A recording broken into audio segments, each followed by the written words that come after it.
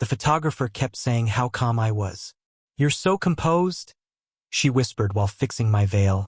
Like calm was something I'd achieved on purpose. The truth is I was managing a truce. Not joy, not peace. Just a fragile agreement between parts of myself to get through the day without opening old arguments. Weddings have a way of surfacing family dynamics you've spent years sanding down. My sister arrived late. She always does. Her dress was perfect, her smile a little too sharp. I noticed the way she scanned the room, not for me, but for reactions. Tension first.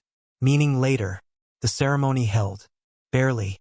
The trouble came after, during the toasts.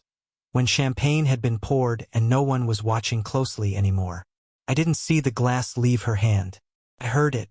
A hollow crack against the floor, followed by the wet sound of liquid spreading. Someone gasped. Someone laughed nervously. Then my cake. Carefully planned, stupidly expensive. Tilted as she shoved the table, frosting collapsing in slow disbelief. She shouted then, not slurred, focused. "This is what you get for acting like you're better than everyone." The room went quiet in that special way where silence doesn't mean respect.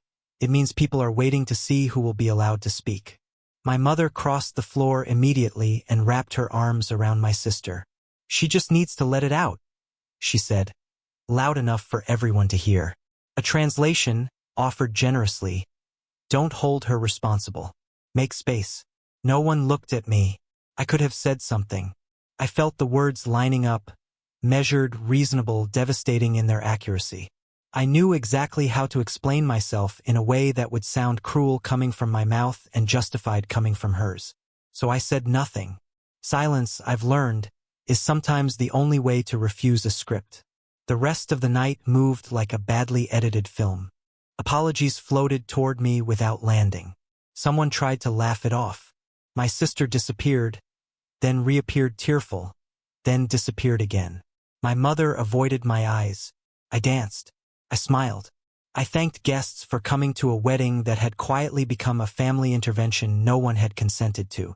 When the room finally emptied and the dress was hung and the makeup wiped away, I sat on the edge of the hotel bed and opened my laptop.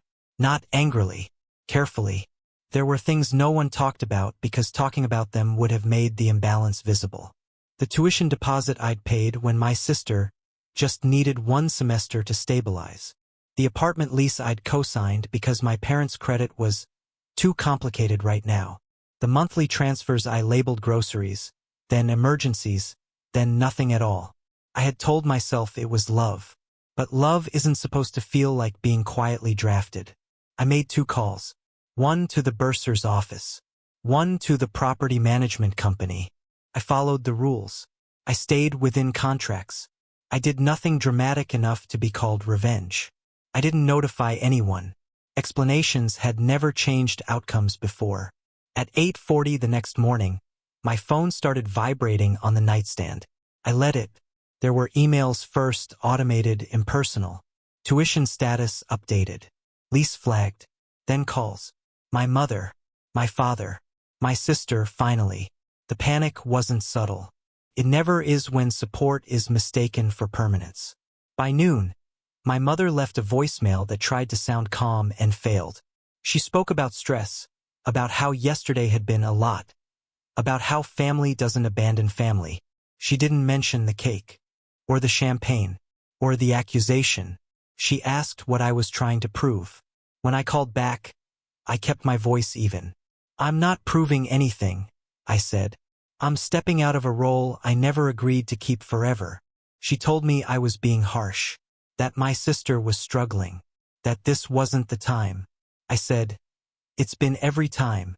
There was silence on the line. Real silence. Not the performative kind. The lease issue couldn't be undone quickly. The tuition would require a new plan. Institutions don't respond to guilt. They respond to signatures. By evening, my sister texted. It wasn't an apology. It was disbelief. Then anger. Then something like bargaining. I didn't respond. Not because I didn't care, but because caring had been my most expensive habit. Things didn't resolve cleanly after that. They still haven't. Family dinners are quieter. Invitations more cautious. I'm spoken about carefully now, like someone who might say no. I didn't win anything. I lost access. I lost ease. I lost the illusion that restraint would ever be rewarded. What I gained was smaller and heavier. The right to stand in a room, even my own wedding, and not be responsible for absorbing someone else's damage. That morning at 8:40 didn't fix my family. It did something harder. It made the cost visible.